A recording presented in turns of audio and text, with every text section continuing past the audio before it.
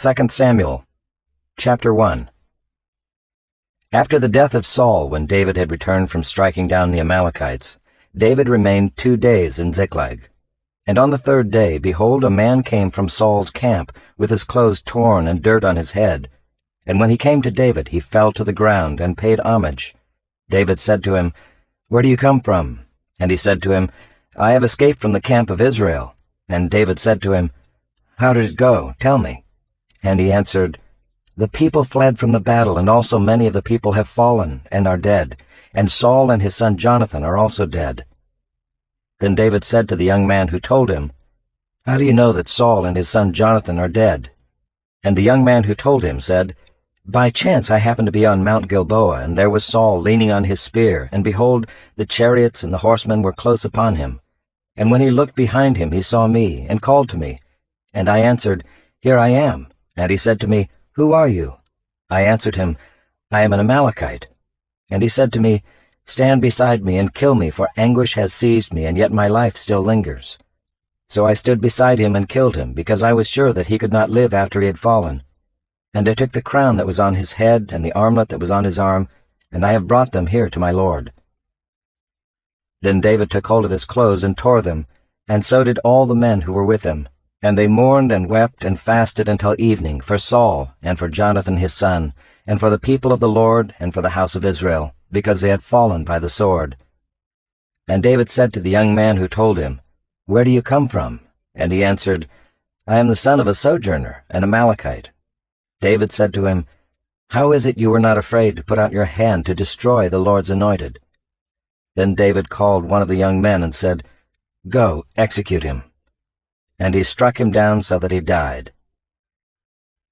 And David said to him, "Your blood be on your head, for your own mouth has testified against you, saying, 'I have killed the Lord's anointed.'" And David lamented with this lamentation over Saul and Jonathan his son, and he said it should be taught to the people of Judah. Behold, it is written in the book of Jasher. He said, "Your glory, O Israel, is slain on your high places. How the mighty have fallen! Tell it not in Gath, publish it not in the streets of Ashkelon, lest the daughters of the Philistines rejoice, lest the daughters of the uncircumcised exult. You mountains of Gilboa, let there be no dew or rain upon you, nor fields of offerings. For there the shield of the mighty was defiled, the shield of Saul not anointed with oil. From the blood of the slain, from the fat of the mighty, the bow of Jonathan turned not back, and the sword of Saul returned not empty. Saul and Jonathan, beloved and lovely. In life and in death they were not divided. They were swifter than eagles, they were stronger than lions. You daughters of Israel, weep over Saul, who clothed you luxuriously in scarlet, who put ornaments of gold on your apparel. How the mighty have fallen in the midst of the battle! Jonathan lies slain on your high places. I am distressed for you, my brother Jonathan. Very pleasant have you been to me. Your love to me was extraordinary, surpassing the love of women. How the mighty have fallen, and the weapons of war perished." Chapter 2. After this David inquired of the Lord, "Shall I go up into any of the cities of Judah?" And the Lord said to him, "Go up." David said, "To which shall I go up?" And he said, "To Hebron." So David went up there, and his 2 wives also, Ahinoam of Jezreel, and Abigail the widow of Nabal of Carmel. And David brought up his men who were with him, every one with his household, and they lived in the towns of Hebron. And the men of Judah came, and there they anointed David king over the house of Judah. When they told David, "It was the men of Jabesh-Gilead who buried Saul," David sent messengers to the men of Jabesh-Gilead and said to them, "May you be blessed by the Lord, because you showed this loyalty to Saul your lord, and buried him. Now may the Lord show steadfast love and faithfulness to you, and I will do good to you because you have done this thing. Now therefore let your hands be strong, and be valiant. For Saul your lord is dead, and the house of Judah has anointed me king over them." But Abner the son of Ner, commander of Saul's army, took Ishbosheth the son of Saul, and brought him over to Mahanaim, and he made him king over Gilead and the Asherites and Jezreel and Ephraim and Benjamin and all Israel. Ishbosheth, Saul's son, was 40 years old when he began to reign over Israel, and he reigned 2 years. But the house of Judah followed David, and the time that David was king in Hebron over the house of Judah was 7 years and 6 months. Abner the son of Ner and the servants of Ishbosheth the son of Saul went out from Mahanaim to Gibeon. And Joab the son of Zeruiah and the servants of David went out and met them at the pool of Gibeon. And they sat down, the one on the one side of the pool, and the other on the other side of the pool. And Abner said to Joab, "Let the young men arise and compete before us." And Joab said, "Let them arise." Then they arose and passed over by number, 12 for Benjamin, and Ishbosheth the son of Saul, and 12 of the servants of David. And each caught his opponent by the head and thrust his sword in his opponent's side, so they fell down together. Therefore that place was called Helkath Hazurim, which is at Gibeon. And the battle was very fierce that day. And Abner and the men of Israel were beaten before the servants of David. And the 3 sons of Zeruiah were there, Joab, Abishai, and Asahel. Now Asahel was as swift of foot as a wild gazelle. And Asahel pursued Abner, and as he went he turned neither to the right hand nor to the left from following Abner. Then Abner looked behind him and said, "Is it you, Asahel?" And he answered, "It is I." Abner said to him, "Turn aside to your right hand or to your left, and seize one of the young men and take his spoil." But Asahel would not turn aside from following him. And Abner said again to Asahel, "Turn aside from following me. Why should I strike you to the ground? How then could I lift up my face to your brother Joab?" But he refused to turn aside. Therefore Abner struck him in the stomach with the butt of his spear, so that the spear came out at his back. And he fell there and died where he was. And all who came to the place where Asahel had fallen and died stood still. But Joab and Abishai pursued Abner. And as the sun was going down, they came to the hill of Ammah, which lies before Giah, on the way to the wilderness of Gibeon. And the people of Benjamin gathered themselves together behind Abner, and became one group, and took their stand on the top of a hill. Then Abner called to Joab, "Shall the sword devour forever? Do you not know that the end will be bitter? How long will it be before you tell your people to turn from the pursuit of their brothers?" And Joab said, "As God lives, if you had not spoken, surely the men would not have given up the pursuit of their brothers until the morning." So Joab blew the trumpet, and all the men stopped and pursued Israel no more, nor did they fight any more. And Abner and his men went all that night through the Arabah. They crossed the Jordan, and marching the whole morning they came to Mahanaim. Joab returned from the pursuit of Abner, and when he had gathered all the people together, there were missing from David's servants 19 men besides Asahel. That the servants of David had struck down of Benjamin 360 of Abner's men. And they took up Asahel and buried him in the tomb of his father, which was at Bethlehem. And Joab and his men marched all night, and the day broke upon them at Hebron. Chapter 3. There was a long war between the house of Saul and the house of David, and David grew stronger and stronger, while the house of Saul became weaker and weaker. And sons were born to David at Hebron. His firstborn was Amnon of Ahinoam of Jezreel, and his second Chileab of Abigail the widow of Nabal of Carmel, and the third Absalom the son of Maacah the daughter of Talmai king of Geshur, and the fourth Adonijah the son of Haggith, and the fifth Shephatiah the son of Abital, and the sixth Ithream of Eglah David's wife. These were born to David in Hebron. While there was war between the house of Saul and the house of David, Abner was making himself strong in the house of Saul. Now Saul had a concubine whose name was Rizpah the daughter of Aiah. And Ishbosheth said to Abner, "Why have you gone into my father's concubine?" Then Abner was very angry over the words of Ishbosheth, and said, "Am I a dog's head of Judah? To this day I keep showing steadfast love to the house of Saul your father, to his brothers and to his friends, and have not given you into the hand of David. And yet you charge me today with a fault concerning a woman. God do so to Abner and more also, if I do not accomplish for David what the Lord has sworn to him, to transfer the kingdom from the house of Saul and set up the throne of David over Israel and over Judah, from Dan to Beersheba." And Ishbosheth could not answer Abner another word, because he feared him. And Abner sent messengers to David on his behalf, saying, "To whom does the land belong? Make your covenant with me, and behold, my hand shall be with you to bring over all Israel to you." And he said, "Good, I will make a covenant with you. But one thing I require of you, that is, you shall not see my face, unless you first bring Michal, Saul's daughter, when you come to see my face." Then David sent messengers to Ishbosheth, Saul's son, saying, "Give me my wife Michal, for whom I paid the bridal price of 100 foreskins of the Philistines." And Ishbosheth sent and took her from her husband Paltiel, the son of Laish. But her husband went with her, weeping after her all the way to Bahurim. Then Abner said to him, "Go, return." And he returned. And Abner conferred with the elders of Israel, saying, "For some time past you have been seeking David as king over you. Now then bring it about, for the Lord has promised David, saying, By the hand of my servant David I will save my people Israel from the hand of the Philistines, and from the hand of all their enemies." Abner also spoke to Benjamin, and then Abner went to tell David at Hebron all that Israel and the whole house of Benjamin thought good to do. When Abner came with 20 men to David at Hebron, David made a feast for Abner and the men who were with him. And Abner said to David, "I will arise and go and will gather all Israel to my lord the king, that they may make a covenant with you, and that you may reign over all that your heart desires." So David sent Abner away, and he went in peace. Just then the servants of David arrived with Joab from a raid, bringing much spoil with them. But Abner was not with David at Hebron, for he had sent him away, and he had gone in peace.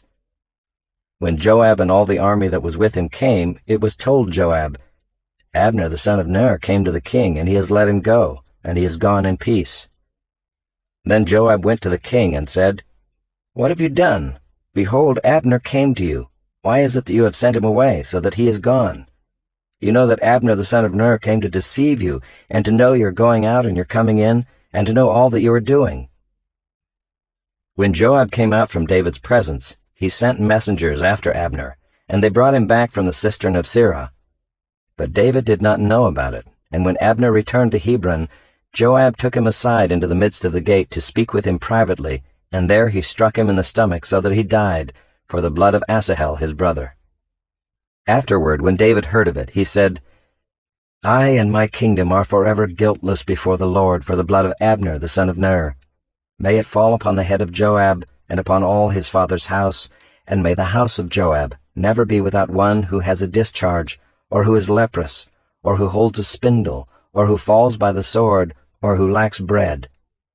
So Joab and Abishai his brother killed Abner, because he had put their brother Asahel to death in the battle at Gibeon. Then David said to Joab and to all the people who were with him, "Tear your clothes and put on sackcloth and mourn before Abner." And King David followed the bier. They buried Abner at Hebron, and the king lifted up his voice and wept at the grave of Abner, and all the people wept. And the king lamented for Abner, saying, "Should Abner die as a fool dies? Your hands were not bound, your feet were not fettered. As one falls before the wicked, you have fallen." And all the people wept again over him. Then all the people came to persuade David to eat bread while it was yet day. But David swore, saying, "God do so to me, and more also, if I taste bread or anything else, till the sun goes down."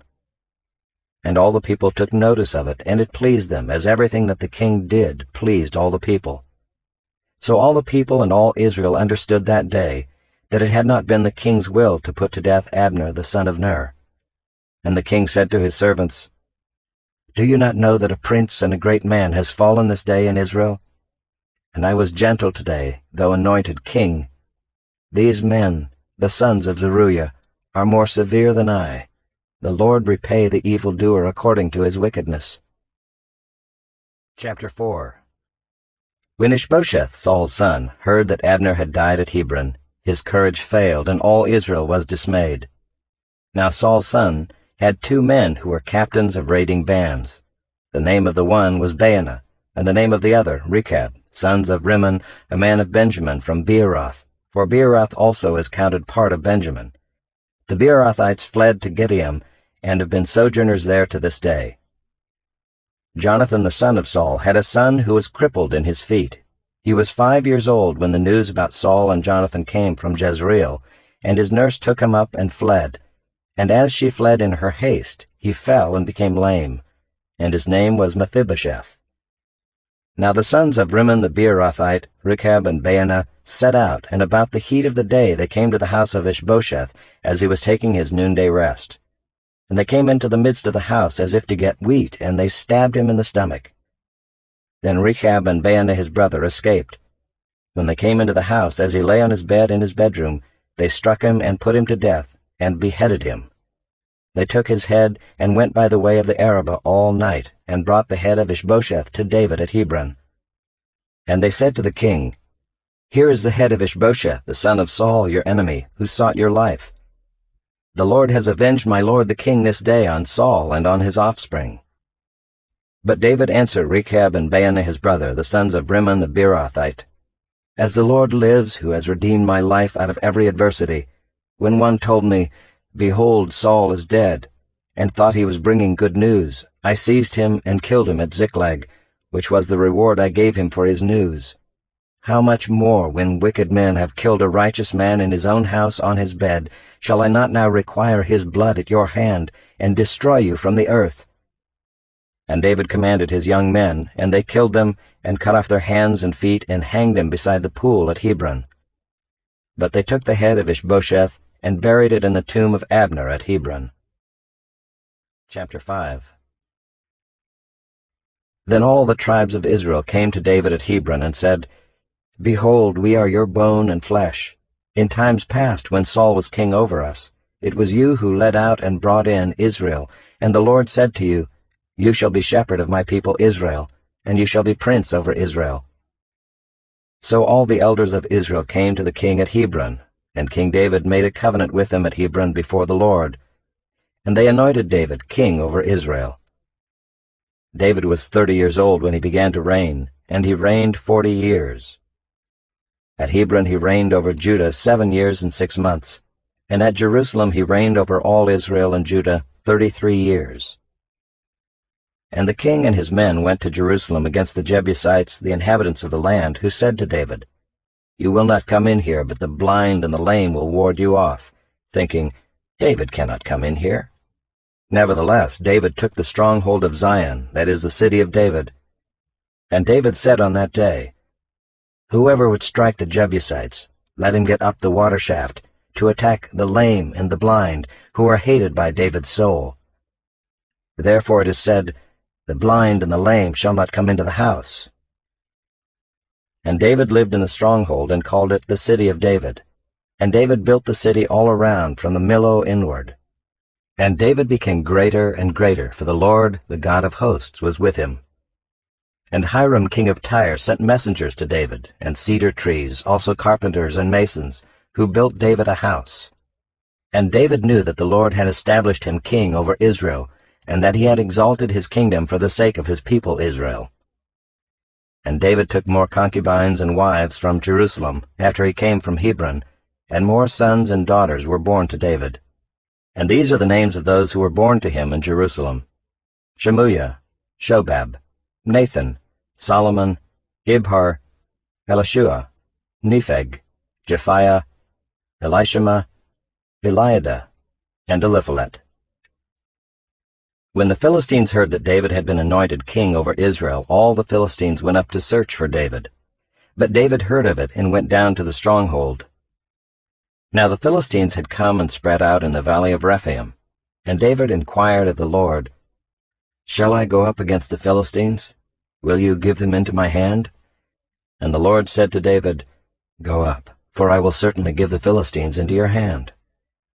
And David came to Baal-perazim, and David defeated them there. And he said, The Lord has broken through my enemies before me like a breaking flood.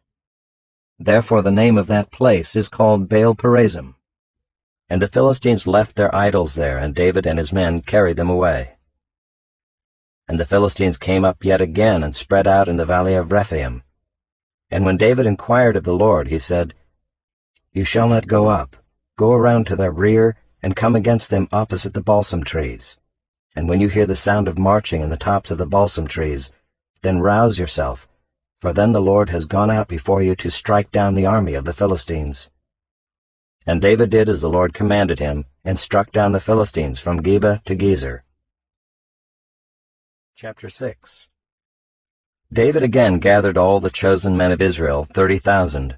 And David arose and went with all the people who were with him from Baale Judah, to bring up from there the ark of God, which is called by the name of the Lord of hosts, who sits enthroned on the cherubim. And they carried the ark of God on a new cart, and brought it out of the house of Abinadab, which was on the hill. And Uzzah and Ahio, the sons of Abinadab, were driving the new cart with the ark of God, and Ahio went before the ark. And David and all the house of Israel were celebrating before the Lord, with songs and lyres and harps and tambourines and castanets and cymbals. And when they came to the threshing floor of Nacon, Uzzah put up his hand to the ark of God, and took hold of it, for the oxen stumbled. And the anger of the Lord was kindled against Uzzah, and God struck him down there because of his error, and he died there beside the ark of God. And David was angry because the Lord had broken out against Uzzah, and that place is called Perez Uzzah to this day. And David was afraid of the Lord that day, and he said, "How can the ark of the Lord come to me?" So David was not willing to take the ark of the Lord into the city of David, but David took it aside to the house of Obed-Edom the Gittite.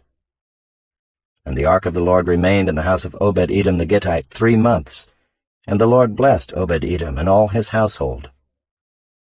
And it was told King David, "The Lord has blessed the household of Obed-Edom and all that belongs to him because of the ark of God."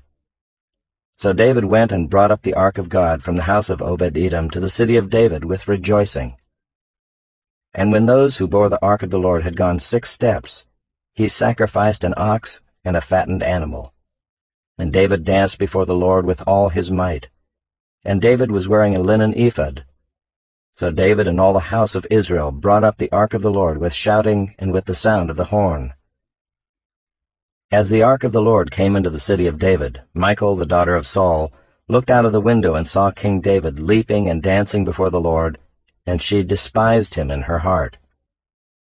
And they brought in the ark of the Lord and set it in its place inside the tent that David had pitched for it. And David offered burnt offerings and peace offerings before the Lord. And when David had finished offering the burnt offerings and the peace offerings, he blessed the people in the name of the Lord of hosts, and distributed among all the people, the whole multitude of Israel, both men and women, a cake of bread, a portion of meat, and a cake of raisins to each one. Then all the people departed, each to his house. And David returned to bless his household. But Michal, the daughter of Saul, came out to meet David and said, "How the king of Israel honored himself today, uncovering himself today before the eyes of his servants' female servants, as one of the vulgar fellows shamelessly uncovers himself." And David said to Michal, "It was before the Lord, who chose me above your father, and above all his house, to appoint me as prince over Israel, the people of the Lord, and I will celebrate before the Lord. I will make myself yet more contemptible than this, and I will be abased in your eyes. But by the female servants of whom you have spoken, by them I shall be held in honor." And Michal, the daughter of Saul, had no child to the day of her death. Chapter 7. Now when the king lived in his house, and the Lord had given him rest from all his surrounding enemies, the king said to Nathan the prophet, "See now, I dwell in a house of cedar, but the ark of God dwells in a tent." And Nathan said to the king, "Go, do all that is in your heart, for the Lord is with you." But that same night the word of the Lord came to Nathan, "Go and tell my servant David, Thus says the Lord, Would you build me a house to dwell in? I have not lived in a house since the day I brought up the people of Israel from Egypt to this day, but I have been moving about in a tent for my dwelling. In all places where I have moved with all the people of Israel, did I speak a word with any of the judges of Israel, whom I commanded to shepherd my people Israel, saying, Why have you not built me a house of cedar? Now therefore thus you shall say to my servant David, Thus says the Lord of hosts, I took you from the pasture, from following the sheep, that you should be prince over my people Israel. And I have been with you wherever you went, and have cut off all your enemies from before you. And I will make for you a great name, like the name of the great ones of the earth. And I will appoint a place for my people Israel, and will plant them, so that they may dwell in their own place, and be disturbed no more. And violent men shall afflict them no more, as formerly, from the time that I appointed judges over my people Israel. And I will give you rest from all your enemies. Moreover, the Lord declares to you that the Lord will make you a house. When your days are fulfilled and you lie down with your fathers, I will raise up your offspring after you, who shall come from your body, and I will establish his kingdom. He shall build a house for my name, and I will establish the throne of his kingdom forever. I will be to him a father, and he shall be to me a son. When he commits iniquity, I will discipline him with the rod of men, with the stripes of the sons of men. But my steadfast love will not depart from him, as I took it from Saul, whom I put away from before you. And your house and your kingdom shall be made sure forever before me. Your throne shall be established forever. In accordance with all these words, and in accordance with all this vision, Nathan spoke to David. Then King David went in and sat before the Lord, and said, Who am I, O Lord God, and what is my house, that you have brought me thus far? And yet this was a small thing in your eyes, O Lord God. You have spoken also of your servant's house for a great while to come, and this is instruction for mankind, O Lord God. And what more can David say to you? For you know your servant, O Lord God. Because of your promise and according to your own heart, you have brought about all this greatness, to make your servant know it. Therefore you are great, O Lord God, for there is none like you, and there is no God besides you, according to all that we have heard with our ears.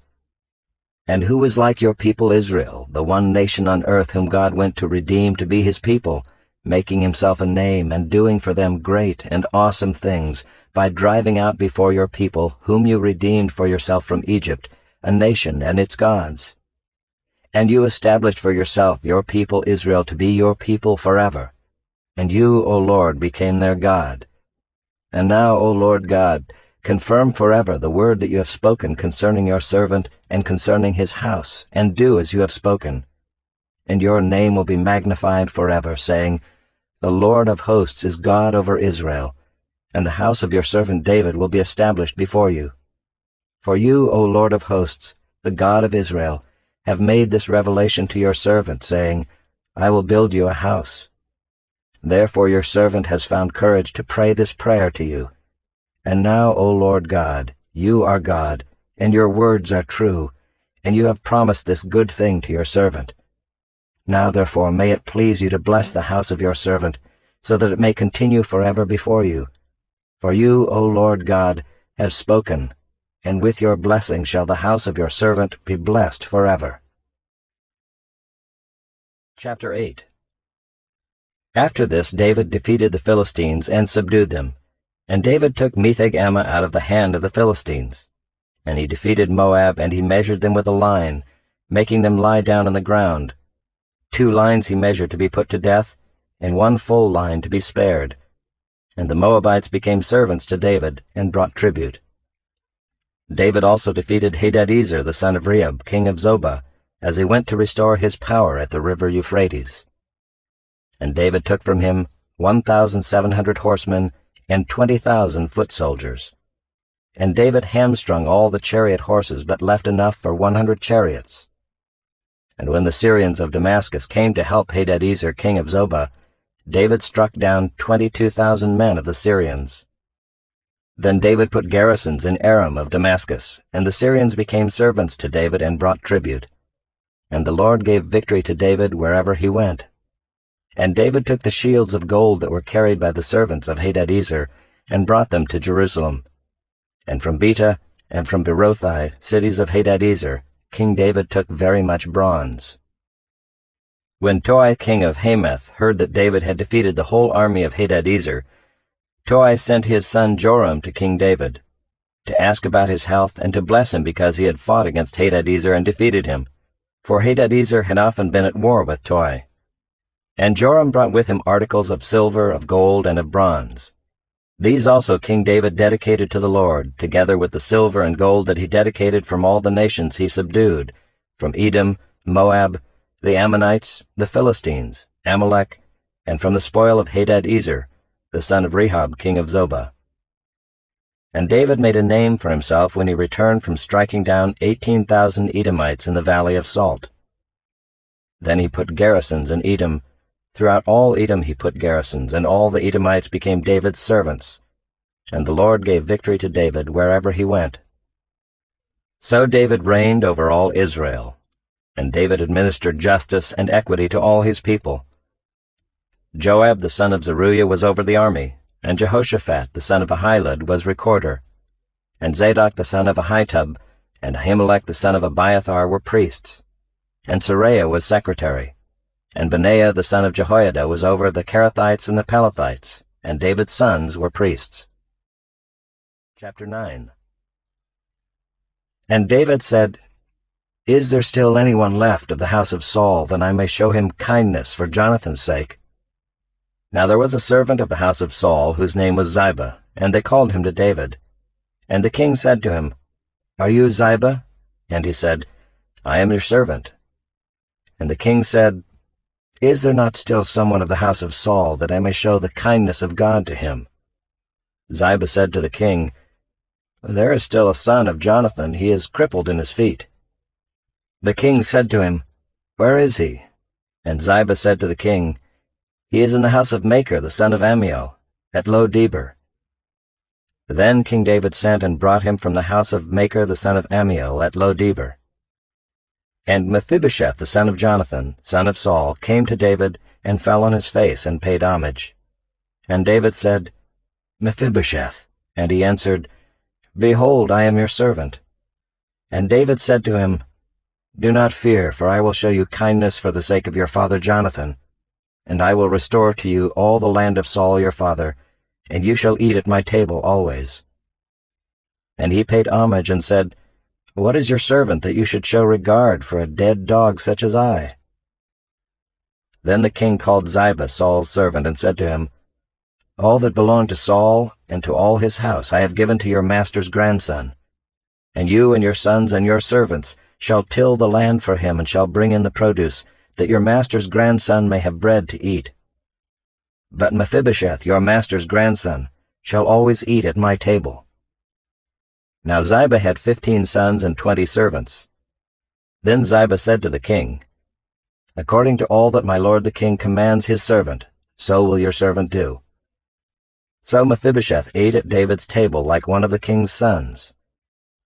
And Mephibosheth had a young son whose name was Micah, and all who lived in Ziba's house became Mephibosheth's servants. So Mephibosheth lived in Jerusalem, for he ate always at the king's table. Now he was lame in both his feet. Chapter 10. After this the king of the Ammonites died, and Hanun his son reigned in his place. And David said, I will deal loyally with Hanun the son of Nahash, as his father dealt loyally with me. So David sent by his servants to console him concerning his father. And David's servants came into the land of the Ammonites. But the princes of the Ammonites said to Hanun their lord, Do you think because David has sent comforters to you that he is honoring your father? Has not David sent his servants to you to search the city and to spy it out and to overthrow it? So Hanun took David's servants, and shaved off half the beard of each, and cut off their garments in the middle at their hips, and sent them away. When it was told David, he sent to meet them, for the men were greatly ashamed. And the king said, Remain at Jericho until your beards have grown, and then return. When the Ammonites saw that they had become a stench to David, the Ammonites sent and hired the Syrians of Beth-rehob, and the Syrians of Zobah, 20,000 foot soldiers, and the king of Maacah with 1,000 men, and the men of Tob 12,000 men. And when David heard of it, he sent Joab and all the host of the mighty men. And the Ammonites came out and drew up in battle array at the entrance of the gate, and the Syrians of Zobah and of Rehob, and the men of Tob and Maacah were by themselves in the open country. When Joab saw that the battle was set against him both in front and in the rear, he chose some of the best men of Israel and arrayed them against the Syrians. The rest of his men he put in the charge of Abishai his brother, and he arrayed them against the Ammonites. And he said, If the Syrians are too strong for me, then you shall help me, but if the Ammonites are too strong for you, then I will come and help you. Be of good courage, and let us be courageous for our people and for the cities of our God, and may the Lord do what seems good to him." So Joab and the people who were with him drew near to battle against the Syrians, and they fled before him. And when the Ammonites saw that the Syrians fled, they likewise fled before Abishai and entered the city. Then Joab returned from fighting against the Ammonites and came to Jerusalem. But when the Syrians saw that they had been defeated by Israel, they gathered themselves together. And Hadadezer sent and brought out the Syrians who were beyond the Euphrates. They came to Helam with Shobach, the commander of the army of Hadadezer, at their head. And when it was told David, he gathered all Israel together and crossed the Jordan and came to Helam. The Syrians arrayed themselves against David and fought with him. And the Syrians fled before Israel, and David killed of the Syrians the men of 700 chariots, and 40,000 horsemen, and wounded Shobach the commander of their army, so that he died there.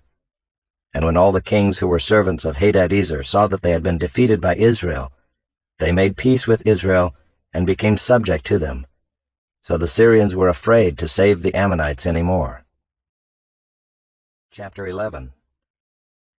In the spring of the year, the time when kings go out to battle, David sent Joab and his servants with him and all Israel, and they ravaged the Ammonites and besieged Rabbah. But David remained at Jerusalem. It happened late one afternoon, when David arose from his couch and was walking on the roof of the king's house, that he saw from the roof a woman bathing, and the woman was very beautiful. And David sent and inquired about the woman.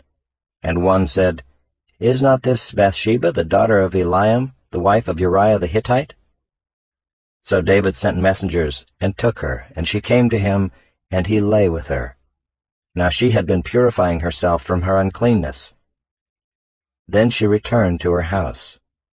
And the woman conceived, and she sent and told David, "I am pregnant."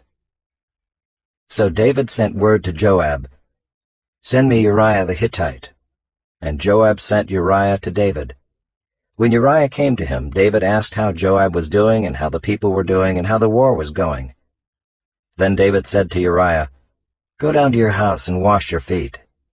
And Uriah went out of the king's house, and there followed him a present from the king. But Uriah slept at the door of the king's house with all the servants of his lord, and did not go down to his house. When they told David, "Uriah did not go down to his house," David said to Uriah, "Have you not come from a journey? Why did you not go down to your house?" Uriah said to David, "The ark and Israel and Judah dwell in booths, and my lord Joab and the servants of my lord are camping in the open field. Shall I then go to my house, to eat and to drink and to lie with my wife? As you live and as your soul lives, I will not do this thing." Then David said to Uriah, "Remain here today also, and tomorrow I will send you back." So Uriah remained in Jerusalem that day and the next. And David invited him, and he ate in his presence and drank, so that he made him drunk. And in the evening he went out to lie on his couch with the servants of his lord, but he did not go down to his house. In the morning David wrote a letter to Joab and sent it by the hand of Uriah. In the letter he wrote, "Set Uriah in the forefront of the hardest fighting, and then draw back from him, that he may be struck down and die." And as Joab was besieging the city, he assigned Uriah to the place where he knew there were valiant men. And the men of the city came out and fought with Joab, and some of the servants of David among the people fell. Uriah the Hittite also died. Then Joab sent and told David all the news about the fighting, and he instructed the messenger, "When you have finished telling all the news about the fighting to the king, then if the king's anger rises, and if he says to you, 'Why did you go so near the city to fight? Did you not know that they would shoot from the wall? Who killed Abimelech the son of Jerubbesheth? Did not a woman cast an upper millstone on him from the wall, so that he died at Thebez? Why did you go so near the wall?' Then you shall say, 'Your servant Uriah the Hittite is dead also.'"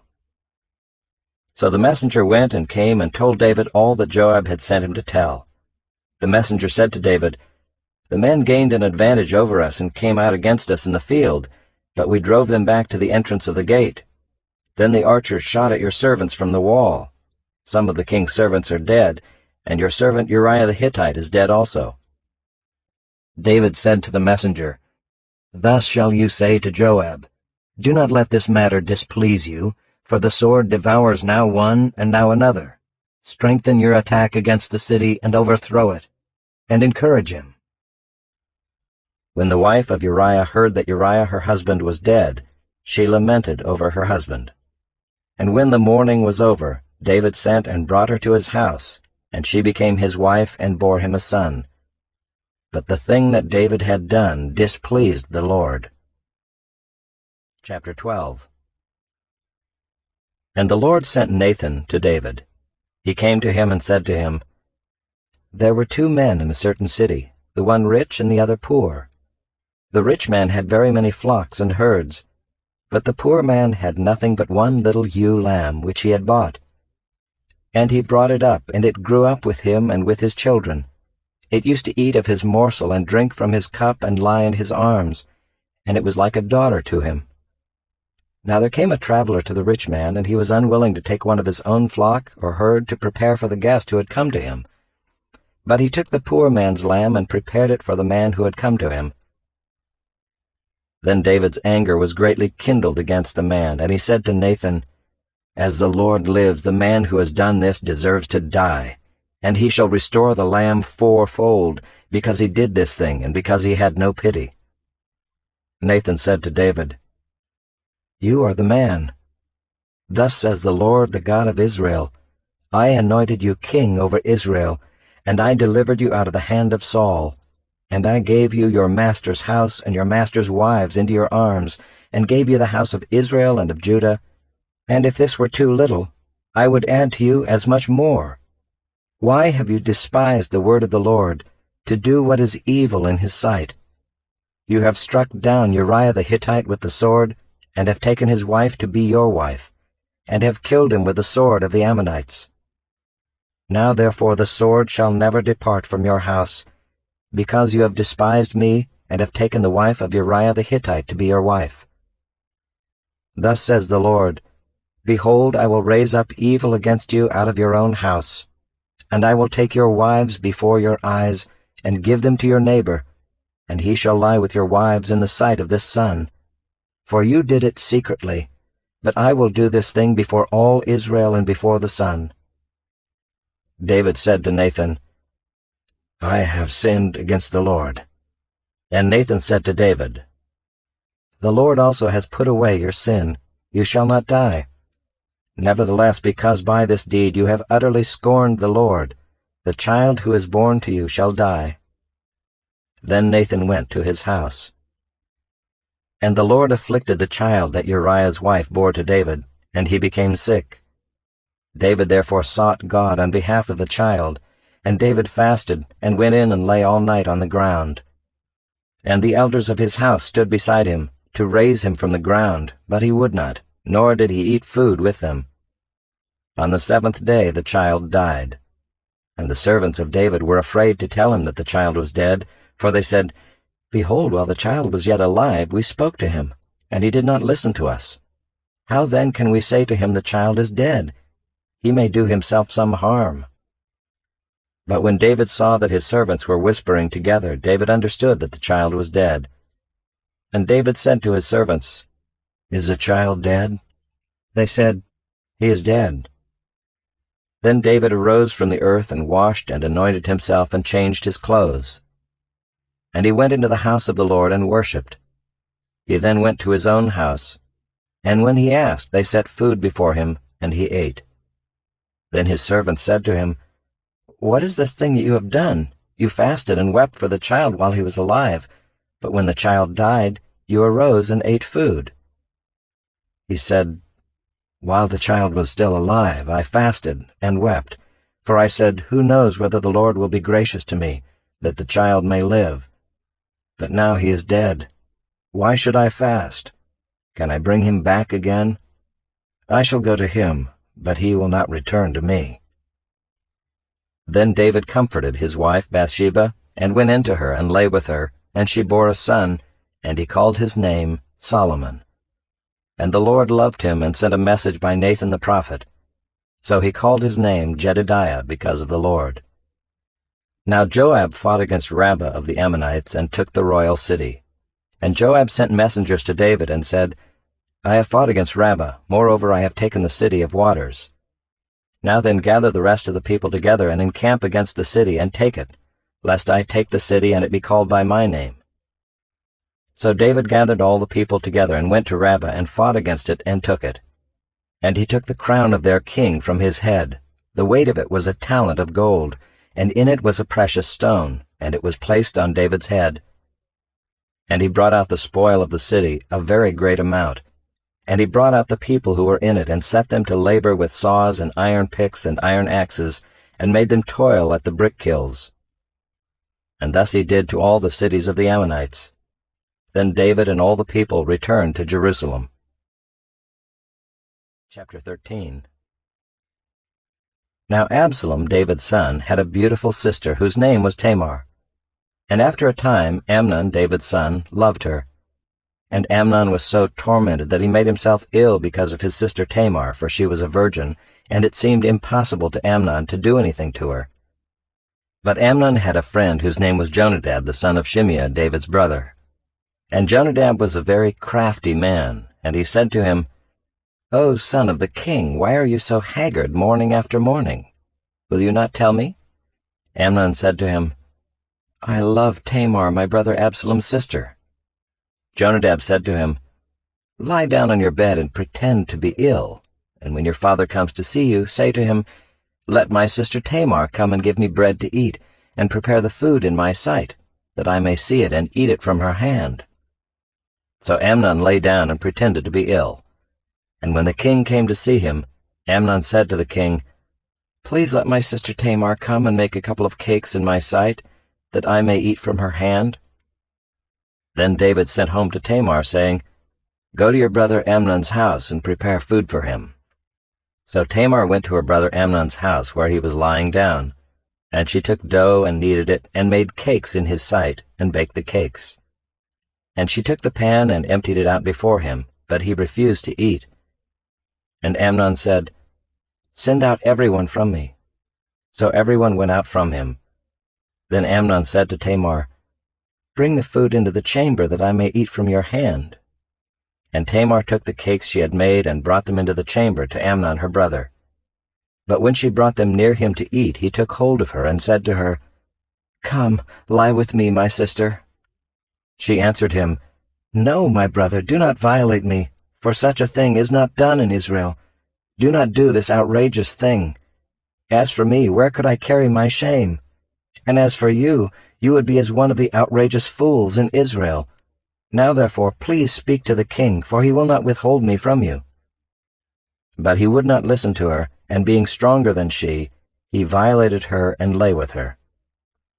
Then Amnon hated her with very great hatred, so that the hatred with which he hated her was greater than the love with which he had loved her. And Amnon said to her, Get up, go.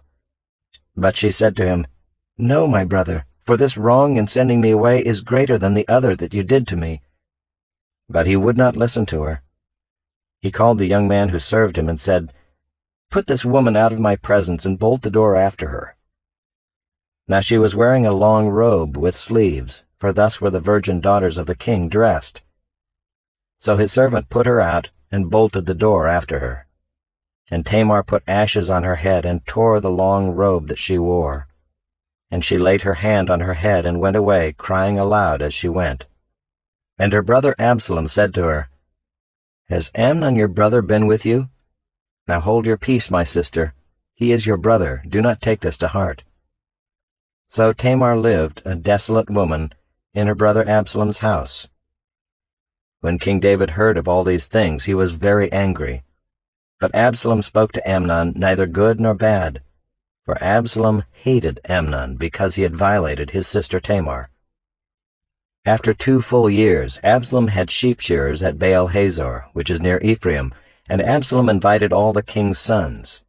And Absalom came to the king and said, Behold, your servant has sheep shearers. Please let the king and his servants go with your servant. But the king said to Absalom, No, my son, let us not all go, lest we be burdensome to you. He pressed him, but he would not go, but gave him his blessing. Then Absalom said, If not, please let my brother Amnon go with us. And the king said to him, "Why should he go with you?" But Absalom pressed him until he let Amnon and all the king's sons go with him.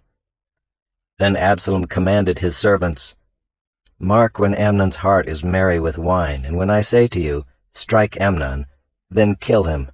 Do not fear. Have I not commanded you? Be courageous and be valiant." So the servants of Absalom did to Amnon as Absalom had commanded. Then all the king's sons arose, and each mounted his mule and fled. While they were on the way, news came to David, "Absalom has struck down all the king's sons, and not one of them is left."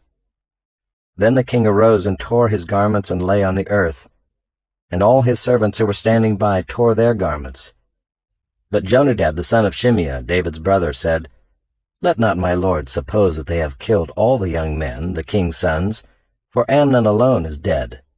For by the command of Absalom this has been determined from the day he violated his sister Tamar. Now therefore let not my lord the king so take it to heart as to suppose that all the king's sons are dead, for Amnon alone is dead." But Absalom fled, and the young man who kept the watch lifted up his eyes and looked, and behold, many people were coming from the road behind him by the side of the mountain. And Jonadab said to the king, "Behold, the king's sons have come, as your servant said, so it has come about." And as soon as he had finished speaking, behold, the king's sons came and lifted up their voice and wept. And the king also and all his servants wept very bitterly. But Absalom fled and went to Talmai the son of Ammihud, king of Geshur. And David mourned for his son day after day. So Absalom fled and went to Geshur, and was there 3 years. And the spirit of the king longed to go out to Absalom, because he was comforted about Amnon, since he was dead. Chapter 14. Now Joab the son of Zeruiah knew that the king's heart went out to Absalom. And Joab sent to Tekoa, and brought from there a wise woman, and said to her, "Pretend to be a mourner, and put on mourning garments. Do not anoint yourself with oil, but behave like a woman who has been mourning many days for the dead. Go to the king, and speak thus to him." So Joab put the words in her mouth. When the woman of Tekoa came to the king, she fell on her face to the ground, and paid homage, and said, "Save me, O king." And the king said to her, "What is your trouble?" She answered, "Alas, I am a widow, my husband is dead. And your servant had 2 sons, and they quarreled with one another in the field. There was no one to separate them, and one struck the other and killed him. And now the whole clan has risen against your servant, and they say, 'Give up the man who struck his brother, that we may put him to death for the life of his brother whom he killed.' And so they would destroy the heir also. Thus they would quench my coal that is left, and leave to my husband neither name nor remnant on the face of the earth." Then the king said to the woman, "Go to your house, and I will give orders concerning you." And the woman of Tekoa said to the king, "On me be the guilt, my lord the king, and on my father's house. Let the king and his throne be guiltless." The king said, "If anyone says anything to you, bring him to me, and he shall never touch you again." Then she said, "Please let the king invoke the Lord your God, that the avenger of blood kill no more, and my son be not destroyed." He said, "As the Lord lives, not one hair of your son shall fall to the ground." Then the woman said, "Please let your servant speak a word to my lord the king." He said, "Speak." And the woman said, "Why then have you planned such a thing against the people of God? For in giving this decision the king convicts himself, inasmuch as the king does not bring his banished one home again. We must all die. We are like water spilled on the ground, which cannot be gathered up again. But God will not take away life, and he devises means so that the banished one will not remain an outcast.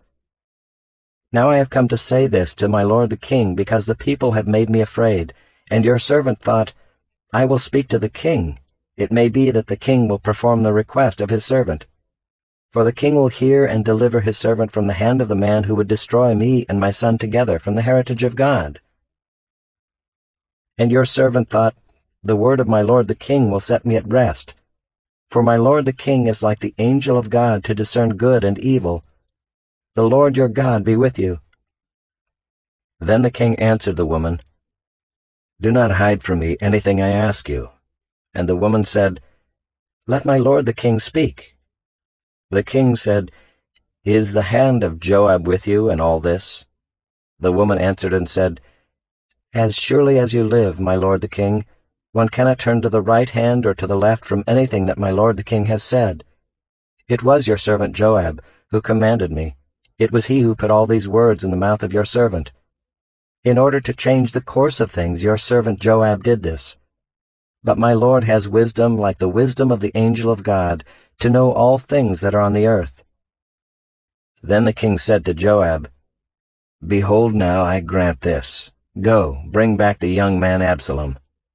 And Joab fell on his face to the ground, and paid homage and blessed the king. And Joab said, "Today your servant knows that I have found favor in your sight, my lord the king, in that the king has granted the request of his servant." So Joab arose and went to Geshur and brought Absalom to Jerusalem. And the king said, "Let him dwell apart in his own house. He is not to come into my presence." So Absalom lived apart in his own house and did not come into the king's presence. Now in all Israel there was no one so much to be praised for his handsome appearance as Absalom. From the sole of his foot to the crown of his head there was no blemish in him. And when he cut the hair of his head, for at the end of every year he used to cut it, when it was heavy on him he cut it, he weighed the hair of his head 200 shekels by the king's weight. There were born to Absalom 3 sons, and 1 daughter whose name was Tamar. She was a beautiful woman. So Absalom lived 2 full years in Jerusalem without coming into the king's presence. Then Absalom sent for Joab to send him to the king, but Joab would not come to him. And he sent a second time, but Joab would not come. Then he said to his servants, "See, Joab's field is next to mine, and he has barley there. Go and set it on fire." So Absalom's servants set the field on fire. Then Joab arose and went to Absalom at his house, and said to him, "Why have your servants set my field on fire?" Absalom answered Joab, "Behold, I sent word to you. Come here, that I may send you to the king to ask, Why have I come from Geshur? It would be better for me to be there still. Now therefore let me go into the presence of the king, and if there is guilt in me, let him put me to death." Then Joab went to the king and told him, and he summoned Absalom. So he came to the king, and bowed himself on his face to the ground before the king, and the king kissed Absalom. Chapter 15. After this Absalom got himself a chariot and horses, and 50 men to run before him. And Absalom used to rise early and stand beside the way of the gate. And when any man had a dispute to come before the king for judgment, Absalom would call to him and say, "From what city are you?" And when he said, "Your servant is of such and such a tribe in Israel," Absalom would say to him, "See, your claims are good and right, but there is no man designated by the king to hear you." Then Absalom would say, "Oh, that I were judge in the land! Then every man with a dispute or cause might come to me, and I would give him justice." And whenever a man came near to pay homage to him, he would put out his hand and take hold of him and kiss him. Thus Absalom did to all of Israel who came to the king for judgment. So Absalom stole the hearts of the men of Israel. And at the end of 4 years Absalom said to the king, "Please let me go and pay my vow which I have vowed to the Lord in Hebron. For your servant vowed a vow while I lived at Geshur in Aram, saying, If the Lord will indeed bring me back to Jerusalem, then I will offer worship to the Lord." The king said to him, "Go in peace." So he arose and went to Hebron. But Absalom sent secret messengers throughout all the tribes of Israel, saying, "As soon as you hear the sound of the trumpet, then say, Absalom is king at Hebron." With Absalom went 200 men from Jerusalem who were invited guests, and they went in their innocence and knew nothing. And while Absalom was offering the sacrifices, he sent for Ahithophel the Gilonite, David's counselor, from his city Gilo. And the conspiracy grew strong, and the people with Absalom kept increasing. And a messenger came to David, saying, "The hearts of the men of Israel have gone after Absalom." Then David said to all his servants who were with him at Jerusalem, "Arise and let us flee, or else there will be no escape for us from Absalom." Go quickly, lest he overtake us quickly and bring down ruin on us, and strike the city with the edge of the sword. And the king's servants said to the king, Behold, your servants are ready to do whatever my lord the king decides. So the king went out, and all his household after him. And the king left 10 concubines to keep the house. And the king went out, and all the people after him, and they halted at the last house. And all his servants passed by him, and all the Kerethites, and all the Pelethites, and all the 600 Gittites who had followed him from Gath passed on before the king. Then the king said to Ittai the Gittite, Why do you also go with us? Go back and stay with the king, for you are a foreigner, and also an exile from your home. You came only yesterday, and shall I today make you wander about with us, since I go I know not where?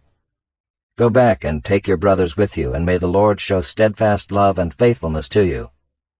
But Ittai answered the king, As the Lord lives, and as my lord the king lives, wherever my lord the king shall be, whether for death or for life, there also will your servant be. And David said to Ittai, Go then, pass on. So Ittai the Gittite passed on with all his men, and all the little ones who were with him. And all the land wept aloud as all the people passed by, and the king crossed the brook Kidron, and all the people passed on toward the wilderness.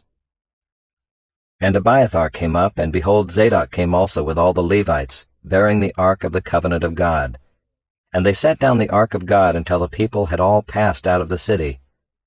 Then the king said to Zadok, Carry the ark of God back into the city. If I find favor in the eyes of the Lord, he will bring me back and let me see both it and his dwelling place. But if he says, I have no pleasure in you, behold, here I am, let him do to me what seems good to him. The king also said to Zadok the priest, Are you not a seer? Go back to the city in peace with your 2 sons, Ahimaaz your son and Jonathan the son of Abiathar. See, I will wait at the fords of the wilderness until word comes from you to inform me. So Zadok and Abiathar carried the ark of God back to Jerusalem, and they remained there. But David went up the ascent of the Mount of Olives, weeping as he went, barefoot and with his head covered. And all the people who were with him covered their heads, and they went up, weeping as they went. And it was told David, Ahithophel is among the conspirators with Absalom. And David said, O Lord, please turn the counsel of Ahithophel into foolishness. While David was coming to the summit, where God was worshipped, behold, Hushai the Archite came to meet him with his coat torn and dirt on his head. David said to him, If you go on with me, you will be a burden to me. But if you return to the city and say to Absalom, I will be your servant, O king, as I have been your father's servant in time past, so now I will be your servant. Then you will defeat for me the counsel of Ahithophel. Are not Zadok and Abiathar the priests with you there? So whatever you hear from the king's house, tell it to Zadok and Abiathar the priests. Behold, their 2 sons are with them there, Ahimaaz Zadok's son, and Jonathan Abiathar's son, and by them you shall send to me everything you hear. So Hushai, David's friend, came into the city just as Absalom was entering Jerusalem. Chapter 16. When David had passed a little beyond the summit, Ziba, the servant of Mephibosheth, met him, with a couple of donkeys saddled, bearing 200 loaves of bread, 100 bunches of raisins, 100 of summer fruits, and a skin of wine. And the king said to Ziba, Why have you brought these? Ziba answered, The donkeys are for the king's household to ride on, the bread and summer fruit for the young men to eat, and the wine for those who faint in the wilderness to drink. And the king said, And where is your master's son? Ziba said to the king, Behold, he remains in Jerusalem, for he said, Today the house of Israel will give me back the kingdom of my father. Then the king said to Ziba, Behold, all that belonged to Mephibosheth is now yours. And Ziba said, I pay homage, let me ever find favor in your sight, my lord the king. When King David came to Bahurim, there came out a man of the family of the house of Saul, whose name was Shimei, the son of Gera. And as he came, he cursed continually. And he threw stones at David and at all the servants of King David, and all the people and all the mighty men were on his right hand and on his left. And Shimei said as he cursed, Get out, you man of blood, you worthless man! The Lord has avenged on you all the blood of the house of Saul, in whose place you have reigned, and the Lord has given the kingdom into the hand of your son Absalom. See, your evil is on you, for you are a man of blood." Then Abishai the son of Zeruiah said to the king, "Why should this dead dog curse my lord the king? Let me go over and take off his head." But the king said, "What have I to do with you, you sons of Zeruiah? If he is cursing because the Lord has said to him, 'Curse David,' who then shall say, 'Why have you done so?'" And David said to Abishai and to all his servants, "Behold, my own son seeks my life. How much more now may this Benjaminite? Leave him alone and let him curse, for the Lord has told him to. It may be that the Lord will look on the wrong done to me, and that the Lord will repay me with good for his cursing today." So David and his men went on the road, while Shimei went along on the hillside opposite him, and cursed as he went, and threw stones at him, and flung dust. And the king and all the people who were with him arrived weary at the Jordan, and there he refreshed himself. Now Absalom and all the people, the men of Israel, came to Jerusalem, and Ahithophel with him. And when Hushai the Archite, David's friend, came to Absalom, Hushai said to Absalom, "Long live the king! Long live the king!" And Absalom said to Hushai, "Is this your loyalty to your friend? Why did you not go with your friend?" And Hushai said to Absalom, "No, for whom the Lord and this people and all the men of Israel have chosen, his I will be, and with him I will remain.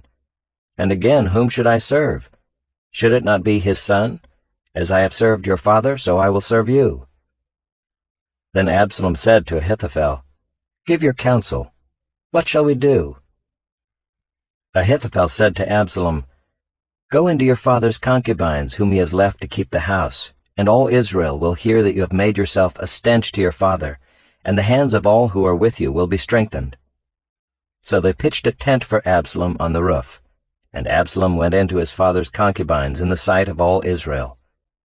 Now in those days the counsel that Ahithophel gave was as if one consulted the word of God. So was all the counsel of Ahithophel esteemed, both by David and by Absalom. Chapter 17. Moreover, Ahithophel said to Absalom, "Let me choose 12,000 men, and I will arise and pursue David tonight. I will come upon him while he is weary and discouraged, and throw him into a panic, and all the people who are with him will flee. I will strike down only the king, and I will bring all the people back to you as a bride comes home to her husband. You seek the life of only one man, and all the people will be at peace." And the advice seemed right in the eyes of Absalom and all the elders of Israel. Then Absalom said, "Call Hushai the Archite also, and let us hear what he has to say." And when Hushai came to Absalom, Absalom said to him, "Thus has Ahithophel spoken. Shall we do as he says? If not, you speak." Then Hushai said to Absalom, "This time the counsel that Ahithophel has given is not good." Hushai said, "You know that your father and his men are mighty men, and that they are enraged like a bear robbed of her cubs in the field. Besides, your father is expert in war. He will not spend the night with the people. Behold, even now he has hidden himself in one of the pits or in some other place. And as soon as some of the people fall at the first attack, whoever hears it will say, 'There has been a slaughter among the people who follow Absalom.' Then even the valiant men whose heart is like the heart of a lion will utterly melt with fear, for all Israel knows that your father is a mighty man, and that those who are with him are valiant men. But my counsel is that all Israel be gathered to you from Dan to Beersheba, as the sand by the sea for multitude, and that you go to battle in person. So we shall come upon him in some place where he is to be found, and we shall light upon him as the dew falls on the ground, and of him and all the men with him not one will be left. If he withdraws into a city, then all Israel will bring ropes to that city, and we shall drag it into the valley, until not even a pebble is to be found there." And Absalom and all the men of Israel said, "The counsel of Hushai the Archite is better than the counsel of Ahithophel." For the Lord had ordained to defeat the good counsel of Ahithophel, so that the Lord might bring harm upon Absalom. Then Hushai said to Zadok and Abiathar the priests, "Thus and so did Ahithophel counsel Absalom and the elders of Israel, and thus and so have I counseled. Now therefore send quickly and tell David, Do not stay tonight at the fords of the wilderness, but by all means pass over, lest the king and all the people who are with him be swallowed up. Now Jonathan and Ahimaaz were waiting at Enrogel. A female servant was to go and tell them, and they were to go and tell King David, for they were not to be seen entering the city. But a young man saw them and told Absalom. So both of them went away quickly and came to the house of a man at Bahurim, who had a well in his courtyard, and they went down into it. And the woman took and spread a covering over the well's mouth, and scattered grain on it, and nothing was known of it. When Absalom's servants came to the woman at the house, they said, Where are Ahimaaz and Jonathan? And the woman said to them, They have gone over the brook of water. And when they had sought and could not find them, they returned to Jerusalem. After they had gone, the men came up out of the well and went and told King David. They said to David, Arise and go quickly over the water, for thus and so has Ahithophel counseled against you. Then David arose and all the people who were with him, and they crossed the Jordan. By daybreak not one was left who had not crossed the Jordan. When Ahithophel saw that his counsel was not followed, he saddled his donkey and went off home to his own city. He set his house in order and hanged himself, and he died and was buried in the tomb of his father. Then David came to Mahanaim, and Absalom crossed the Jordan with all the men of Israel. Now Absalom had set Amasa over the army instead of Joab. Amasa was the son of a man named Ithra the Ishmaelite, who had married Abigail the daughter of Nahash, sister of Zeruiah, Joab's mother. And Israel and Absalom encamped in the land of Gilead. When David came to Mahanaim, Shobai the son of Nahash from Rabbah of the Ammonites, and Machir the son of Ammiel from Lo-debar, and Barzillai the Gileadite from Rogelim, brought beds, basins, and earthen vessels, wheat, barley, flour, parched grain, beans and lentils, honey and curds and sheep and cheese from the herd, for David and the people with him to eat, for they said, The people are hungry and weary and thirsty in the wilderness. Chapter 18. Then David mustered the men who were with him, and set over them commanders of thousands, and commanders of hundreds. And David sent out the army 1/3 under the command of Joab, 1/3 under the command of Abishai the son of Zeruiah, Joab's brother, and 1/3 under the command of Ittai the Gittite. And the king said to the men, I myself will also go out with you. But the men said, You shall not go out, for if we flee, they will not care about us. If half of us die, they will not care about us. But you are worth 10,000 of us. Therefore it is better that you send us help from the city. The king said to them, Whatever seems best to you I will do. So the king stood at the side of the gate, while all the army marched out by hundreds and by thousands. And the king ordered Joab and Abishai and Ittai, Deal gently for my sake with the young man Absalom. And all the people heard when the king gave orders to all the commanders about Absalom. So the army went out into the field against Israel, and the battle was fought in the forest of Ephraim. And the men of Israel were defeated there by the servants of David, and the loss there was great on that day, 20,000 men. The battle spread over the face of all the country, and the forest devoured more people that day than the sword. And Absalom happened to meet the servants of David. Absalom was riding on his mule, and the mule went under the thick branches of a great oak, and his head caught fast in the oak, and he was suspended between heaven and earth, while the mule that was under him went on. And a certain man saw it, and told Joab, Behold, I saw Absalom hanging in an oak. Joab said to the man who told him, What, you saw him? Why then did you not strike him there to the ground? I would have been glad to give you 10 pieces of silver and a belt. But the man said to Joab, Even if I felt in my hand the weight of 1,000 pieces of silver, I would not reach out my hand against the king's son, for in our hearing the king commanded you and Abishai and Ittai, For my sake protect the young man Absalom. On the other hand, if I had dealt treacherously against his life, and there is nothing hidden from the king, then you yourself would have stood aloof. Joab said, I will not waste time like this with you. And he took 3 javelins in his hand, and thrust them into the heart of Absalom while he was still alive in the oak. And 10 young men, Joab's armor-bearers, surrounded Absalom and struck him and killed him. Then Joab blew the trumpet, and the troops came back from pursuing Israel, for Joab restrained them. And they took Absalom and threw him into a great pit in the forest, and raised over him a very great heap of stones. And all Israel fled, every one to his own home. Now Absalom in his lifetime had taken and set up for himself the pillar that is in the king's valley, for he said, I have no son to keep my name in remembrance. He called the pillar after his own name, and it is called Absalom's monument to this day. Then Ahimaaz the son of Zadok said, Let me run and carry news to the king that the Lord has delivered him from the hand of his enemies. And Joab said to him, You are not to carry news today. You may carry news another day, but today you shall carry no news, because the king's son is dead. Then Joab said to the Cushite, Go, tell the king what you have seen. The Cushite bowed before Joab and ran. Then Ahimaaz the son of Zadok said again to Joab, Come what may, let me also run after the Cushite. And Joab said, Why will you run, my son, seeing that you will have no reward for the news? Come what may, he said, I will run. So he said to him, Run. Then Ahimaaz ran by the way of the plain, and outran the Cushite. Now David was sitting between the two gates, and the watchman went up to the roof of the gate by the wall, and when he lifted up his eyes and looked, he saw a man running alone. The watchman called out and told the king, and the king said, If he is alone, there is news in his mouth. And he drew nearer and nearer. The watchman saw another man running, and the watchman called to the gate and said, See, another man running alone. The king said, He also brings news. The watchman said, I think the running of the first is like the running of Ahimaaz the son of Zadok.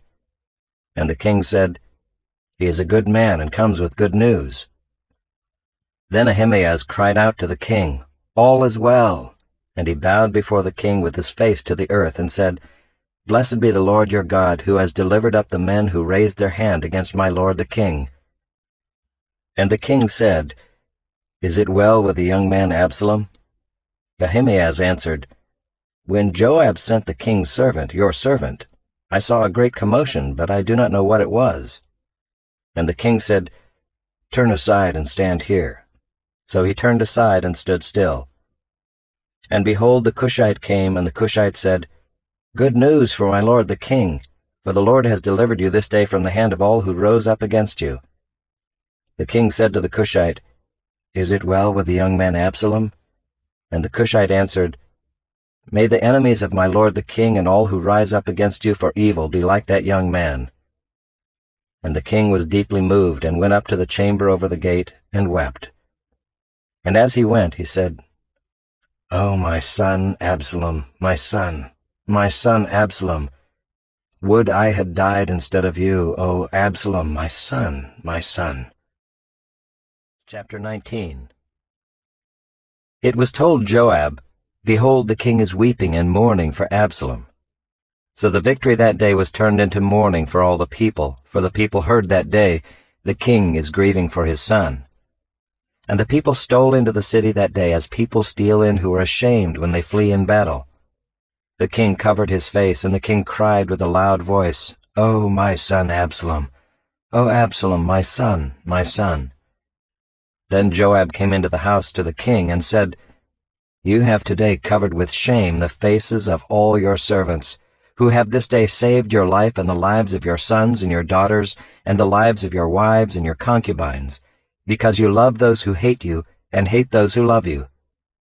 For you have made it clear today that commanders and servants are nothing to you. For today I know that if Absalom were alive and all of us were dead today, then you would be pleased. Now therefore arise, go out and speak kindly to your servants. For I swear by the Lord, if you do not go, not a man will stay with you this night, and this will be worse for you than all the evil that has come upon you from your youth until now. Then the king arose and took his seat in the gate. And the people were all told, Behold, the king is sitting in the gate. And all the people came before the king. Now Israel had fled every man to his own home, and all the people were arguing throughout all the tribes of Israel, saying, The king delivered us from the hand of our enemies and saved us from the hand of the Philistines, and now he is fled out of the land from Absalom. But Absalom, whom we anointed over us, is dead in battle. Now therefore why do you say nothing about bringing the king back?" And King David sent his message to Zadok and Abiathar the priests. "Say to the elders of Judah, why should you be the last to bring the king back to his house, when the word of all Israel has come to the king? You are my brothers, you are my bone and my flesh. Why then should you be the last to bring back the king? And say to Amasa, are you not my bone and my flesh? God do so to me and more also, if you are not commander of my army from now on in place of Joab." And he swayed the heart of all the men of Judah as one man, so that they sent word to the king, "Return, both you and all your servants." So the king came back to the Jordan, and Judah came to Gilgal to meet the king and to bring the king over the Jordan. And Shimei the son of Gera, the Benjaminite from Bahurim, hurried to come down with the men of Judah to meet King David, and with him were 1,000 men from Benjamin. And Ziba the servant of the house of Saul, with his 15 sons and his 20 servants, rushed down to the Jordan before the king, and they crossed the ford to bring over the king's household and to do his pleasure. And Shimei the son of Gera fell down before the king as he was about to cross the Jordan, and said to the king, "Let not my lord hold me guilty, or remember how your servant did wrong on the day my lord the king left Jerusalem. Do not let the king take it to heart. For your servant knows that I have sinned. Therefore, behold, I have come this day, the first of all the house of Joseph, to come down to meet my lord the king." Abishai the son of Zeruiah answered, "Shall not Shimei be put to death for this, because he cursed the Lord's anointed?" But David said, "What have I to do with you, you sons of Zeruiah, that you should this day be as an adversary to me? Shall anyone be put to death in Israel this day? For do I not know that I am this day king over Israel?" And the king said to Shimei, "You shall not die." And the king gave him his oath. And Mephibosheth the son of Saul came down to meet the king. He had neither taken care of his feet, nor trimmed his beard, nor washed his clothes, from the day the king departed until the day he came back in safety. And when he came to Jerusalem to meet the king said to him, "Why did you not go with me, Mephibosheth?" He answered, "My lord, O king, my servant deceived me. For your servant said to him, I will saddle a donkey for myself, that I may ride on it and go with the king, for your servant is lame. He has slandered your servant to my lord the king, but my lord the king is like the angel of God. Do therefore what seems good to you.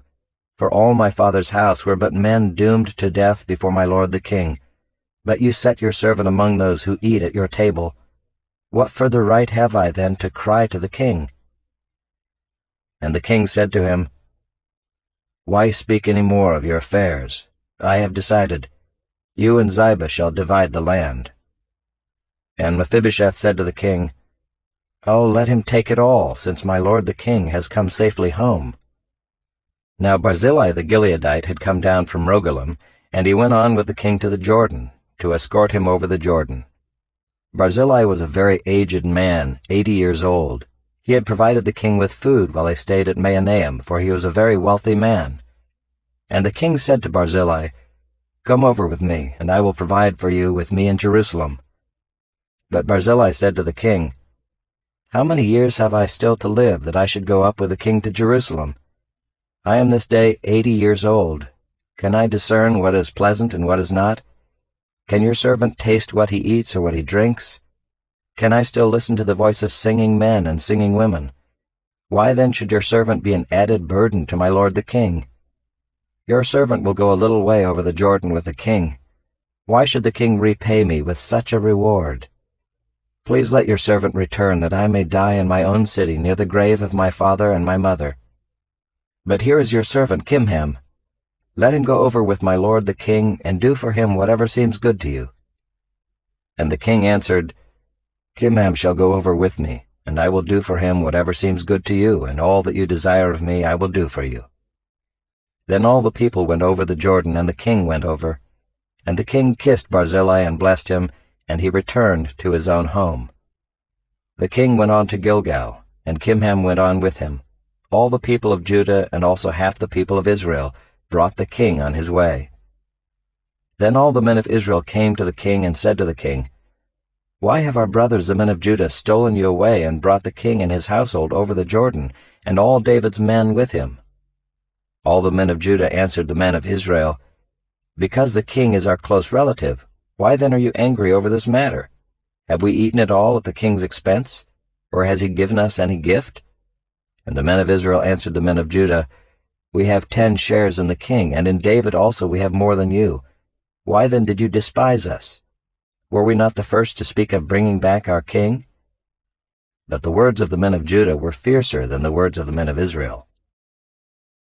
Chapter 20. Now there happened to be there a worthless man whose name was Sheba the son of Bichri, a Benjaminite. And he blew the trumpet and said, "We have no portion in David, and we have no inheritance in the son of Jesse. Every man to his tents, O Israel." So all the men of Israel withdrew from David, and followed Sheba the son of Bichri. But the men of Judah followed their king steadfastly from the Jordan to Jerusalem. And David came to his house at Jerusalem, and the king took the 10 concubines whom he had left to care for the house, and put them in a house under guard, and provided for them, but did not go into them. So they were shut up until the day of their death, living as if in widowhood. Then the king said to Amasa, "Call the men of Judah together to me within 3 days, and be here yourself." So Amasa went to summon Judah, but he delayed beyond the set time that had been appointed him. And David said to Abishai, "Now Sheba the son of Bichri will do us more harm than Absalom. Take your lord's servants and pursue him, lest he get himself to fortified cities and escape from us." And there went out after him Joab's men, and the Kerethites and the Pelethites, and all the mighty men. They went out from Jerusalem to pursue Sheba the son of Bichri. When they were at the great stone that is in Gibeon, Amasa came to meet them. Now Joab was wearing a soldier's garment, and over it was a belt with a sword in its sheath, fastened on his thigh, and as he went forward it fell out. And Joab said to Amasa, "Is it well with you, my brother?" And Joab took Amasa by the beard with his right hand to kiss him. But Amasa did not observe the sword that was in Joab's hand. So Joab struck him with it in the stomach and spilled his entrails to the ground without striking a second blow, and he died. Then Joab and Abishai his brother pursued Sheba the son of Bichri, and one of Joab's young men took his stand by Amasa and said, "Whoever favors Joab, and whoever is for David, let him follow Joab." And Amasa lay wallowing in his blood in the highway, and anyone who came by seeing him stopped. And when the man saw that all the people stopped, he carried Amasa out of the highway into the field, and threw a garment over him. When he was taken out of the highway, all the people went on after Joab to pursue Sheba the son of Bichri. And Sheba passed through all the tribes of Israel to Abel of Bethmaachah, and all the Bichrites assembled and followed him in. And all the men who were with Joab came and besieged him in Abel of Bethmaachah. They cast up a mound against the city, and it stood against the rampart, and they were battering the wall to throw it down. Then a wise woman called from the city, "Listen, listen, tell Joab, 'Come here, that I may speak to you.' And he came near her, and the woman said, 'Are you Joab?' He answered, 'I am.' Then she said to him, 'Listen to the words of your servant.' And he answered, 'I am listening.' Then she said, 'They used to say in former times, Let them but ask counsel at Abel, and so they settled a matter. I am one of those who are peaceable and faithful in Israel. You seek to destroy a city that is a mother in Israel. Why will you swallow up the heritage of the Lord?' Joab answered, 'Far be it from me, far be it that I should swallow up or destroy. That is not true, but a man of the hill country of Ephraim called Sheba the son of Bichri has lifted up his hand against King David. Give up him alone, and I will withdraw from the city.' And the woman said to Joab, 'Behold, his head shall be thrown to you over the wall.' Then the woman went to all the people in her wisdom, and they cut off the head of Sheba the son of Bichri and threw it out to Joab. So he blew the trumpet, and they dispersed from the city, every man to his home. And Joab returned to Jerusalem to the king. Now Joab was in command of all the army of Israel, and Benaiah the son of Jehoiada was in command of the Kerethites and the Pelethites. And Adoram was in charge of the forced labor, and Jehoshaphat the son of Ahilud was the recorder, and Shiva was secretary, and Zadok and Abiathar were priests, and Ira the Jairite was also David's priest. Chapter 21. Now there was a famine in the days of David for 3 years, year after year. And David sought the face of the Lord. And the Lord said, There is blood guilt on Saul and on his house, because he put the Gibeonites to death. So the king called the Gibeonites and spoke to them. Now the Gibeonites were not of the people of Israel, but of the remnant of the Amorites. Although the people of Israel had sworn to spare them, Saul had sought to strike them down in his zeal for the people of Israel and Judah. And David said to the Gibeonites, What shall I do for you, and how shall I make atonement, that you may bless the heritage of the Lord? The Gibeonites said to him, It is not a matter of silver or gold between us and Saul or his house, neither is it for us to put any man to death in Israel. And he said, What do you say that I shall do for you? They said to the king, The man who consumed us and planned to destroy us so that we should have no place in all the territory of Israel, let 7 of his sons be given to us, so that we may hang them before the Lord at Gibeah of Saul, the chosen of the Lord. And the king said, I will give them. But the king spared Mephibosheth, the son of Saul's son Jonathan, because of the oath of the Lord that was between them, between David and Jonathan the son of Saul. The king took the 2 sons of Rizpah, the daughter of Aiah, whom she bore to Saul, Armoni and Mephibosheth, and the 5 sons of Merab, the daughter of Saul, whom she bore to Adriel, the son of Barzillai the Maholathite. And he gave them into the hands of the Gibeonites, and they hanged them on the mountain before the Lord, and the 7 of them perished together. They were put to death in the first days of harvest, at the beginning of barley harvest. Then Rizpah the daughter of Aiah took sackcloth and spread it for herself on the rock, from the beginning of harvest until rain fell upon them from the heavens. And she did not allow the birds of the air to come upon them by day, or the beasts of the field by night. When David was told what Rizpah the daughter of Aiah the concubine of Saul had done, David went and took the bones of Saul and the bones of his son Jonathan from the men of Jabesh-Gilead, who had stolen them from the public square of Bethshan, where the Philistines had hanged them, on the day the Philistines killed Saul on Gilboa. And he brought up from there the bones of Saul and the bones of his son Jonathan, and they gathered the bones of those who were hanged. And they buried the bones of Saul and his son Jonathan in the land of Benjamin in Selah, in the tomb of Kish his father, and they did all that the king commanded. And after that God responded to the plea for the land. There was war again between the Philistines and Israel, and David went down together with his servants, and they fought against the Philistines. And David grew weary. And Ishbi-Benob, one of the descendants of the giants, whose spear weighed 300 shekels of bronze, and who was armed with a new sword, thought to kill David. But Abishai the son of Zeruiah came to his aid and attacked the Philistine and killed him. Then David's men swore to him, You shall no longer go out with us to battle, lest you quench the lamp of Israel. After this there was again war with the Philistines at Gob. Then Sibbecai the Hushathite struck down Saph, who was one of the descendants of the giants. And there was again war with the Philistines at Gob. And Elhanan the son of Jaare-Oregim the Bethlehemite struck down Goliath the Gittite, the shaft of whose spear was like a weaver's beam.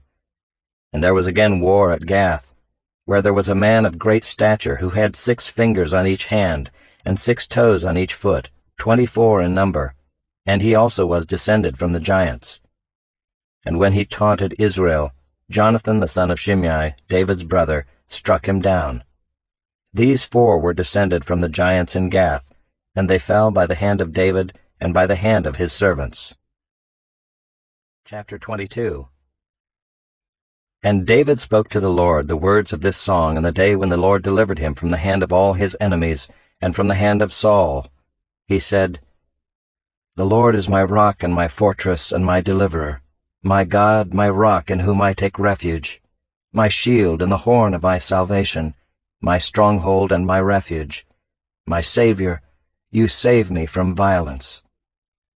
I call upon the Lord, who is worthy to be praised, and I am saved from my enemies. For the waves of death encompassed me, the torrents of destruction assailed me.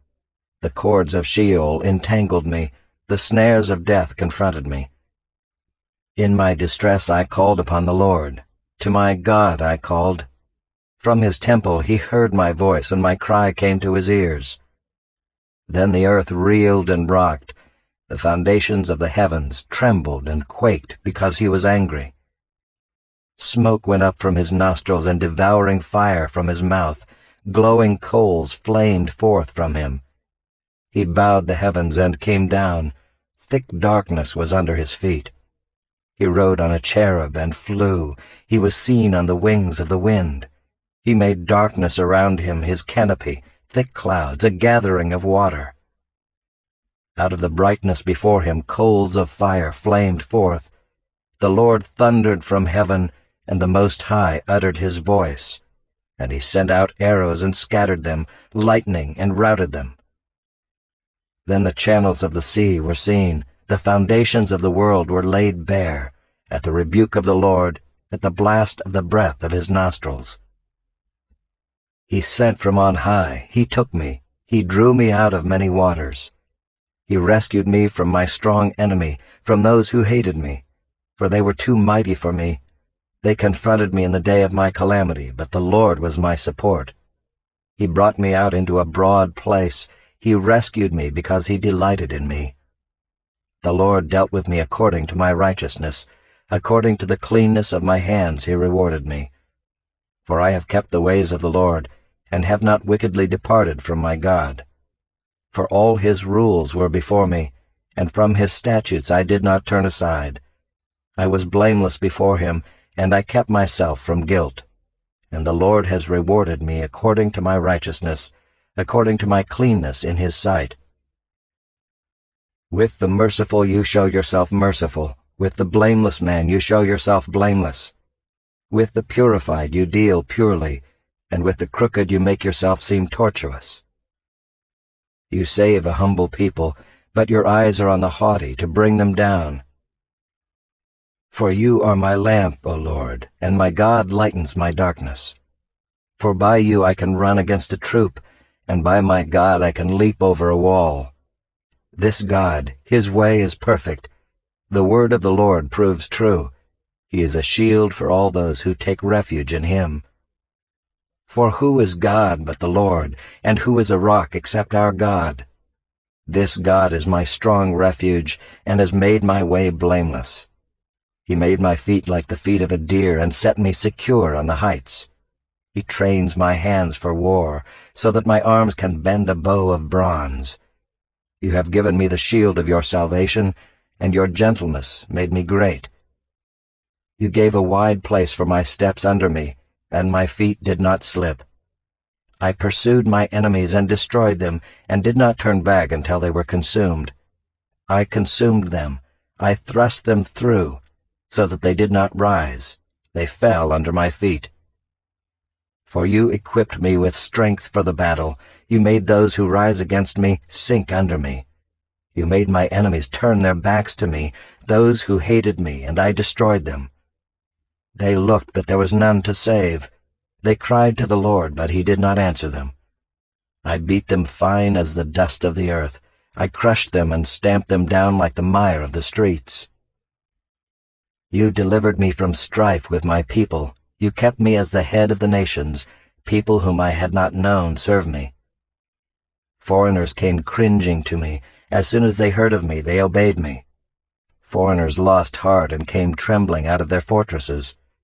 The Lord lives, and blessed be my rock, and exalted be my God, the rock of my salvation, the God who gave me vengeance and brought down peoples under me, who brought me out from my enemies. You exalted me above those who rose against me. You delivered me from men of violence. For this I will praise you, O Lord, among the nations, and sing praises to your name. Great salvation he brings to his king, and shows steadfast love to his anointed, to David and his offspring forever. Chapter 23. Now these are the last words of David. The oracle of David the son of Jesse, the oracle of the man who was raised on high, the anointed of the God of Jacob, the sweet psalmist of Israel. The Spirit of the Lord speaks by me, his word is on my tongue. The God of Israel has spoken, The Rock of Israel has said to me, when one rules justly over men, ruling in the fear of God, he dawns on them like the morning light, like the sun shining forth on a cloudless morning, like rain that makes grass to sprout from the earth. For does not my house stand so with God? For he has made with me an everlasting covenant, ordered in all things and secure. For will he not cause to prosper all my help and my desire? That worthless men are all like thorns that are thrown away, for they cannot be taken with the hand. But the man who touches them arms himself with iron and the shaft of a spear, and they are utterly consumed with fire. These are the names of the mighty men whom David had. Joshab-Bashebeth, a Tekemonite. He was chief of the 3. He wielded his spear against 800 whom he killed at one time. And next to him among the 3 mighty men was Eleazar the son of Dodo, son of Ahohi. He was with David when they defied the Philistines who were gathered there for battle, and the men of Israel withdrew. He rose and struck down the Philistines until his hand was weary, and his hand clung to the sword. And the Lord brought about a great victory that day, and the men returned after him only to strip the slain. And next to him was Shammah the son of Agi the Hararite. The Philistines gathered together at Lehi, where there was a plot of ground full of lentils, and the men fled from the Philistines. But he took his stand in the midst of the plot and defended it and struck down the Philistines, and the Lord worked a great victory. And 3 of the 30 chief men went down and came about harvest time to David at the cave of Adullam, when a band of Philistines was encamped in the valley of Rephaim. David was then in the stronghold, and the garrison of the Philistines was then at Bethlehem. And David said longingly, "Oh, that someone would give me water to drink from the well of Bethlehem that is by the gate." Then the 3 mighty men broke through the camp of the Philistines and drew water out of the well of Bethlehem that was by the gate, and carried and brought it to David. But he would not drink of it. He poured it out to the Lord, and said, "Far be it from me, O Lord, that I should do this. Shall I drink the blood of the men who went at the risk of their lives?" Therefore he would not drink it. These things the 3 mighty men did. Now Abishai the brother of Joab, the son of Zeruiah, was chief of the 30. And he wielded his spear against 300 men, and killed them, and won a name beside the 3. He was the most renowned of the 30, and became their commander, but he did not attain to the 3. And Benaiah the son of Jehoiada was a valiant man of Kabzeel, a doer of great deeds. He struck down 2 Ariels of Moab. He also went down and struck down a lion in a pit on a day when snow had fallen. And he struck down an Egyptian, a handsome man. The Egyptian had a spear in his hand, but Benaiah went down to him with a staff and snatched the spear out of the Egyptian's hand and killed him with his own spear. These things did Benaiah the son of Jehoiada, and won a name beside the 3 mighty men. He was renowned among the 30, but he did not attain to the 3. And David set him over his bodyguard. Asahel the brother of Joab was one of the 30.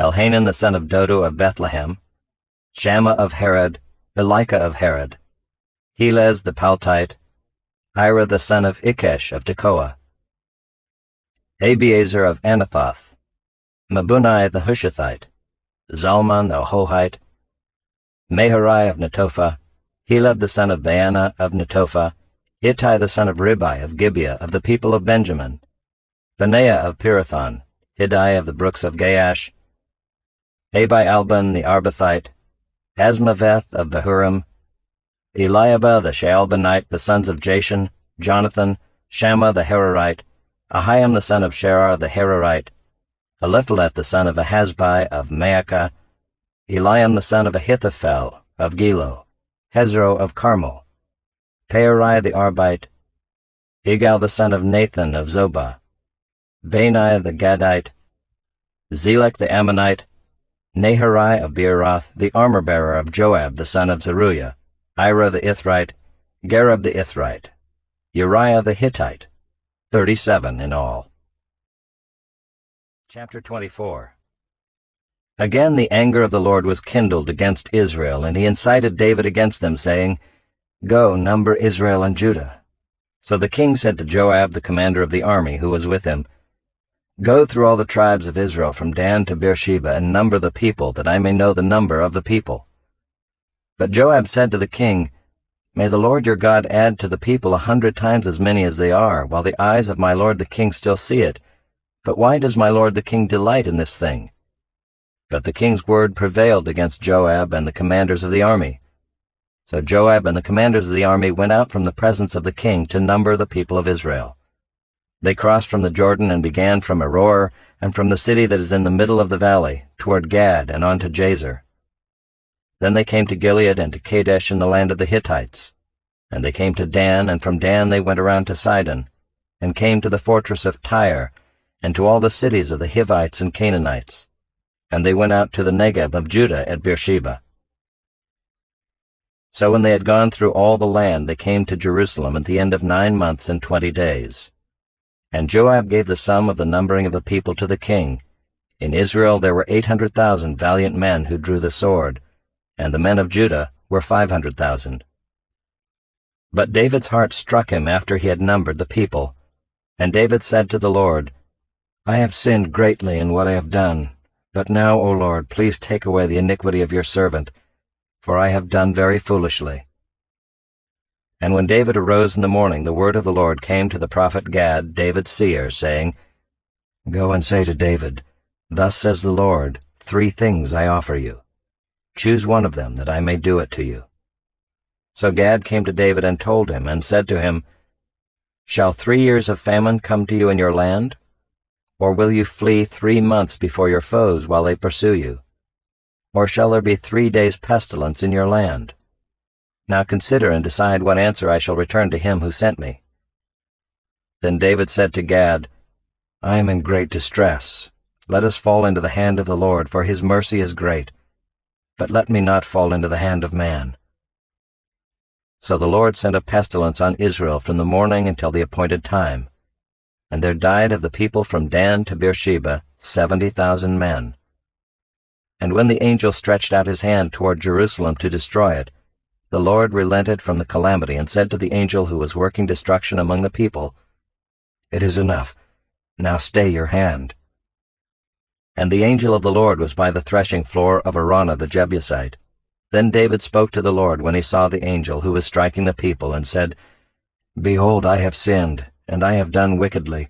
But these sheep, what have they done? Please let your hand be against me and against my father's house." And Gad came that day to David and said to him, "Go up, raise an altar to the Lord on the threshing floor of Araunah the Jebusite." So David went up at Gad's word as the Lord commanded. And when Araunah looked down, he saw the king and his servants coming on toward him.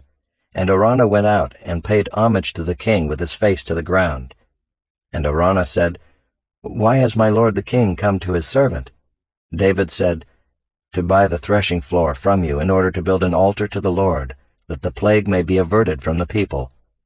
Then Araunah said to David, "Let my lord the king take and offer up what seems good to him. Here are the oxen for the burnt offering, and the threshing sledges and the yokes of the oxen for the wood. All this, O king, Araunah gives to the king." And Araunah said to the king, "May the Lord your God accept you." But the king said to Araunah, "No, but I will buy it from you for a price.